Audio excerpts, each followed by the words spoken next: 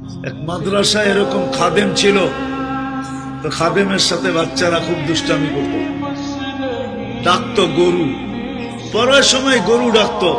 তো ও ছিল একটু সাদা সিধা, সহজ সরল, একটু হাবলা টাইপের, তো বেশি মাথায় নিত না। আবার দেখবেন হাবলা মানুষ চেতলে কিন্তু খবর আছে। একদিন বৃষ্টি হইতেছিল প্রচন্ড, এর দায়িত্ব ছিল ছেলেদেরকে খানা পরিবেশন করা। তো খানার সময় গেছে, খানা নিয়ে আসে না, তো ছেলেরা চিৎকার দিতেছে গরু কই গেল।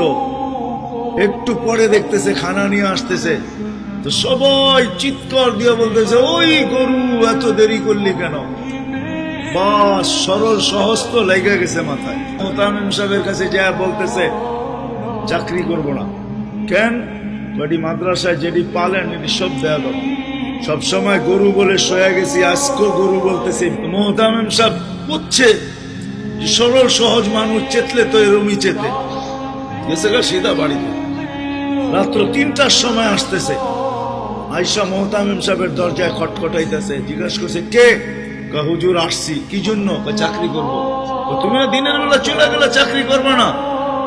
এতদিন চাকরি করতেছিলাম শুই না, এখন চাকরি করবো দেখা। বলছে এটা আবার কি দেখা চাকরি করবে মানে? আমি স্বপ্নে দেখতেছিলাম কিয়ামত হয়ে গেছে, আমি পুলসেরাতের পাশে যে দাঁড়ায় আছি, পুলসেরাত চুলের মতো চিকন, তলোয়ারের মতো ধার। ভয় পাইতেছিলাম এটার উপরে পা রাখবো তো রাখবো কি করে। একটু পরে চিৎকার শুনলাম, তো দেখলাম মাদ্রাসার ছেলেগুলা সবগুলা হইহুল্লার করতে করতে আসতেছে। ওরা পুলসেরাতের পা দিতে দেরি, এটা সুপার হাইওয়ে হয়ে যেতে দেরি হয়ে যায়।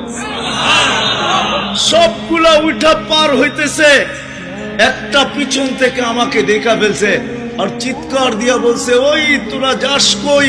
আমগো গরুটা তো দাঁড়ায় আছে, ওরে নিয়ে যাবি না? বলে সবগুলা পিছে ফিরে আসছে আর আমাকে উঠায়া কেউ হাতে কেউ পায়ে ধরা সব কাঁধে করে নিয়ে পার করা দিছে।